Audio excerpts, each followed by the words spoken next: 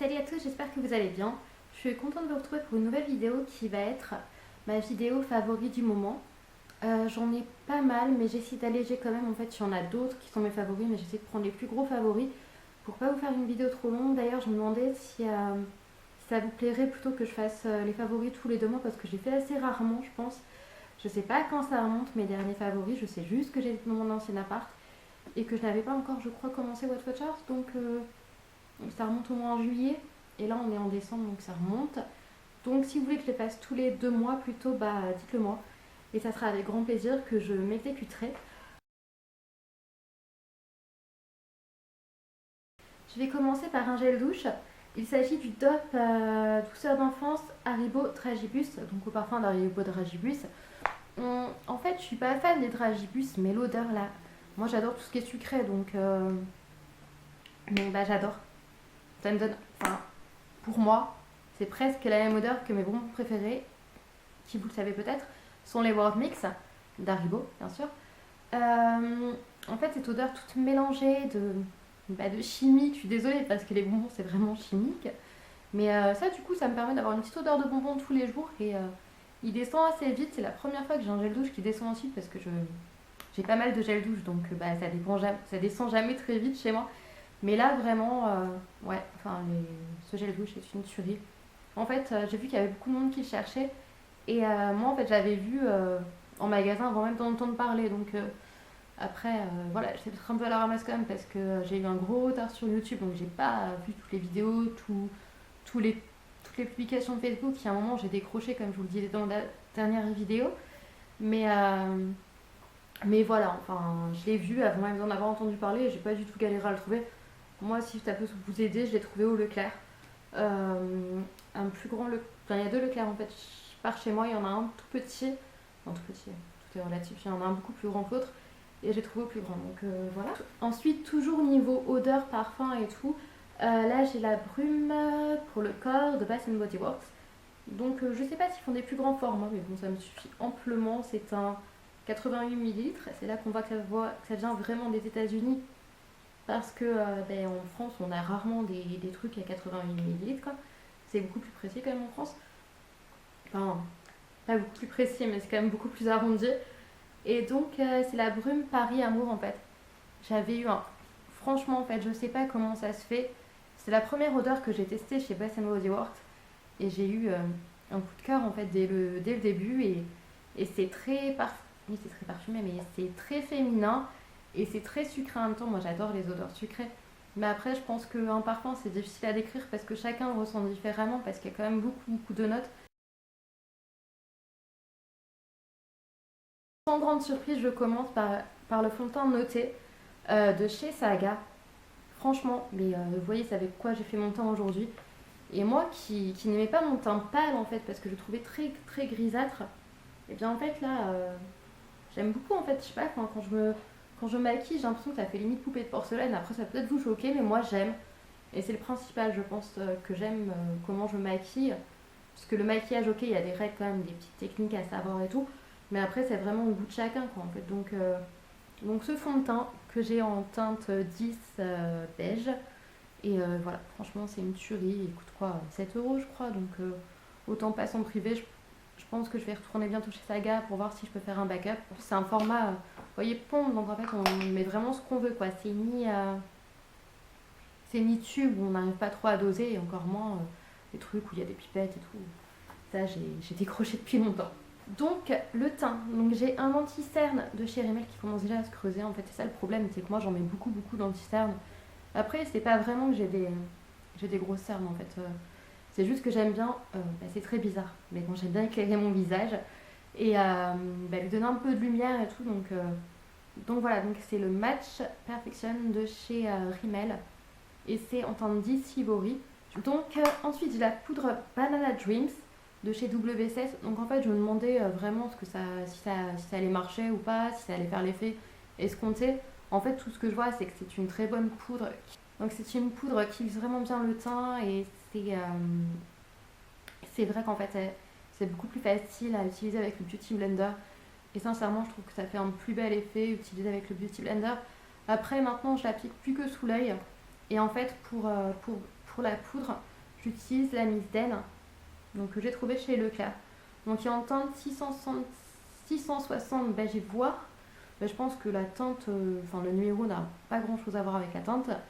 Après, je sais plus si j'ai vu d'autres couleurs ou pas, mais bon, de toute façon, une poudre, ça peut être assez clair. Enfin, du moment que c'est pas, vous n'avez pas la peau très foncée, que vous n'utilisez pas une peau très claire, ça va, mais voilà. Dernier produit teint et avant-dernier produit maquillage, c'est le bronzer de chez Sephora en fait que j'ai ressorti. C'est vrai qu'au départ, quand j'ai eu mon prochain favori, j'utilisais beaucoup le bronzer. Mais celui-là, en fait, j'ai redécouvert en voulant faire vraiment un contouring très marqué. Donc en fait, ce qui est bien, c'est qu'il est assez foncé, mais il tire pas sur le orangé. Non, il tire pas du tout. Enfin, moi, je trouve pas qu'il tire sur le orangé. Après c'est pareil. Il y en a peut-être qui vont trouver que oui, mais moi, non, je ne trouve pas. Mais en fait, là, je viens du coup. Il n'y a pas de teinte, je crois pas. Donc c'est un hâle sur mesure, c'est peut-être pour ça justement que moi, je trouve pas qu'il y a cette teinte orangée. Et du coup, en fait, je l'utilise, en fait, je mets d'abord avec un pinceau Diophile, j'en mets là, au front et tout. Je vous ferai peut-être une routine teint. Si ça vous intéresse, dites-le moi en commentaire. Et après, j'applique mon anti-cerne et je viens avec le Beauty Blender tout fondre, en fait. Et je trouve ça vraiment joli, quoi. Après, voilà, quoi, ça dépend de chacun. Certains n'aiment pas les maquillages très, très chargés. Moi, à la base, je n'aimais pas tout ce qui était contouring, voilà. Mais là, je me dis, bon, j'assume ce que je suis, j'ai plus peur qu'on me regarde, j'ai plus peur qu'on me critique, enfin, pas trop, ça va. Et voilà, de toute façon, en fait, je me dis, il y aura toujours des gens pour critiquer, donc si je me soucie de tout ce que tout le monde peut dire, en fait, franchement, je suis pas sortie de l'auberge, quoi. Et donc, dernier favori maquillage, il s'agit de la palette, ouais, la palette, on va dire, parce que le mascara et le Melted, je l'utilise pas trop. Donc c'est Christmas in New York, c'est ce qui est marqué dessus. Donc c'est sur le thème de New York. Et donc c'est une palette très très jolie. Franchement, je vous l'avais déjà dit, je suis très très contente de cette palette là, mais celle de l'année dernière, non. J'ai franchement abandonné, je ne sais même pas où elle est passée. Ensuite, qu'est-ce que j'ai derrière J'ai hésité à la vendre, mais non. Non, tant pis, voilà, je la garde et puis je suis pire si un jour j'arrive à trouver quoi en faire, mais je le ferai, mais en attendant, j'utilise celle-là tous les jours, donc c'est vrai que ça fait pas un long moment que j'ai les produits de maquillage que je vous présente, mais après je les utilise vraiment tous les jours, donc voilà. Et Praline va débarquer. Mais non, on l'a pas vu. En fait, il s'agit de la souris électronique de chez Bitiba, donc il fait ceci. Praline. Donc là, ça y est, elle va être folle. C'est une petite souris en fait qui par là fait un point lumineux. J'ai commencé à l'utiliser certes la semaine dernière, mais je peux pas dire que c'est pas un favori puisqu'il me sauve la vie en mangeant. Parce que comme je vous avais déjà dit plusieurs fois, Praline, lorsque je mange, monte sur la table, essaye d'attraper les aliments, ne me laisse pas tranquille, je ne pouvais plus cuisiner, je ne pouvais plus manger. Alors si je mangeais, mais franchement je faisais au plus vite, quoi. Maintenant, il suffit que je joue un peu à ça avant de manger, qu'au pire je la garde à côté de moi. Et encore, c'est même pas trop la peine parce que quand je joue avec ça, elle est tellement hypnotisée. Hein, Praline. Elle est tellement hypnotisée elle est plus attirée par la nourriture qu'il y a pour moi, quoi. Voilà, je vais réussir à parler quand même. Et en fait, elle me laisse carrément tranquille et elle est vraiment hypnotisée, quoi. Bon, après, je sais pas si c'est très bon pour le chat ou pas, mais bon, je limite quand même les séances de jeu avec ça. Il y a eu un moment, le moment où j'ai commencé mon nouveau traitement, c'est qu'en fait j'étais complètement en rechute. Au départ, le traitement que j'avais était vraiment minimal parce que j'avais augmenté trop vite au départ et mon corps ne suivait plus. Et d'ailleurs, ce médicament pourrait faire partie de mes favoris parce que je me sens vraiment mieux. Mais en fait, j'ai lu ce bouquin-là que j'avais acheté un moment auparavant. J'ai lu en une soirée en fait. J'ai lu Être heureux pour les nuls. Et c'est vrai qu'en fait, moi, j'étais toujours insatisfaite, je cherchais toujours le meilleur truc, je me forçais, enfin, limite des fois j'avais l'impression de faire exprès d'aller mal, quoi. Donc, dans une société qui veut qu'on aille bien par le matériel et en voulant toujours plus, qu'en fait on ne peut pas aller bien, clairement. Et là, en fait, ça vraiment, ça tourne autour de l'essentiel, ça rappelle vraiment les valeurs de la vie. Et moi, j'étais vraiment dans cette optique, enfin, je suis encore vraiment dans cette optique-là. Et ça m'a vraiment aidé à avancer. Donc deuxième livre, en fait, je vous le présente, je pourrais vous en présenter un autre. Donc il s'agit de Mon compagnon Weight Watchers. En fait, comme vous le savez, j'ai fait le régime Weight Watchers de août à novembre, je crois. Et j'ai fini ma stabilisation en novembre. Et en fait, au mois de mai, j'avais déjà commencé à vouloir perdre du poids. Ça avait été assez lent. Je faisais un peu n'importe quoi, ce qu'il ne faut pas faire avec la santé. Et ni avec la nourriture, ni avec son poids. Et en fait, à partir du moment où j'étais chez Weight Watchers, j'ai maigri très très vite en fait. C'est-à-dire que toutes les semaines, c'était entre 1 kg, allez, entre minimum 600 grammes et maximum 1,6 kg par semaine. Donc vous imaginez que vraiment quand on est à fond dans un programme et qu'on lâche rien, et encore moi il y avait toujours une soirée par semaine où je me disais bon allez je m'autorise tout ce que je veux, vraiment tout, hein. Vraiment je faisais pas du tout attention pendant cette soirée-là. Je pouvais très bien manger un paquet de bonbons entiers, mais après j'ai vraiment du coup appris à faire attention parce que plus en fait je voulais faire ces excès-là, moins en fait j'y arrivais. Parce que en fait j'apprenais vraiment ce qui était bon pour mon corps et encore, je pense vraiment sincèrement que quand on fait un régime, on a l'estomac qui se rétrécit un petit peu.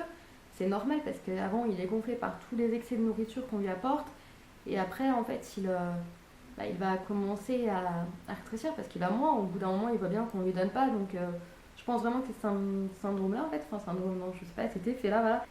Du coup en fait Weight Watchers c'était vraiment un programme qui m'a vraiment aidée. J'étais jamais, j'étais jamais tombée entre guillemets aussi bas dans mon poids depuis mes 25 ans au moins. Et du coup, je suis vraiment ravie. Même si au départ, comme je vous disais, quand j'avais une mauvaise perception des choses, je me disais mais en fait là je suis carrément trop mince, ça me va pas et tout. Et finalement au bout d'un moment j'ai appris à accepter mon poids. Et surtout ce que j'ai vu chez Weight Watchers, c'est un truc qui viendra peut-être pas à l'esprit de tout le monde. Mais moi ce que j'ai vraiment compris, de par mon expérience, surtout non pas par le programme, c'est que le poids, c'est vraiment dans la tête. En fait, maintenant, je me dis, si je regrossis un peu, mais c'est pas un drame, je me pèse plus tous les jours, je me pèse genre une fois tous les 15 jours et je vois si j'ai pris du poids, je fais un peu plus attention, si j'ai pas envie de... Enfin voilà, j'écoute vraiment maintenant mon organisme et en fait mon corps, tout simplement. Et c'est vraiment ce que Weight Watchers m'a appris à faire. Donc certes, ça marche pas sur tout le monde, je vois ma maman qui le fait et qui a complètement décroché parce que elle faisait attention et puis ça marchait pas. Mais je pense qu'en fait ça dépend vraiment de l'état d'esprit de perdre du poids. Donc c'est pour ça que je dis que le poids est dans la tête et que le déclic se trouve dans la tête. Et tout simplement après c'est dans l'assiette aussi, hein, mais c'est d'abord dans la tête et c'est tout. Mon dernier favori, c'est un favori série en fait. Je me suis réabonnée à Netflix et j'ai découvert dessus une série qui m'a beaucoup plu. Donc j'ai dévoré les épisodes, bon j'ai pas fini mais je fais quand même une pause parce que sinon moi quand je regarde trop une série je suis vraiment absorbée dedans et vu la maladie que j'ai, là je finis par plus faire la part des choses et du coup en fait c'est Jane the Virgin. En fait pour la petite histoire c'est une fille qui veut rester vierge jusqu'au mariage mais qui se fait inséminer par erreur. Donc en fait c'est assez marrant, en même temps il y a du suspense, donc en fait il y a vraiment plusieurs d'ambiances différentes en même temps dans un même épisode. Et donc c'est vraiment ce qui m'a plu et vraiment la petite histoire un peu rapprochée entre guillemets à Marie et tout. Ça m'a vraiment interpellée.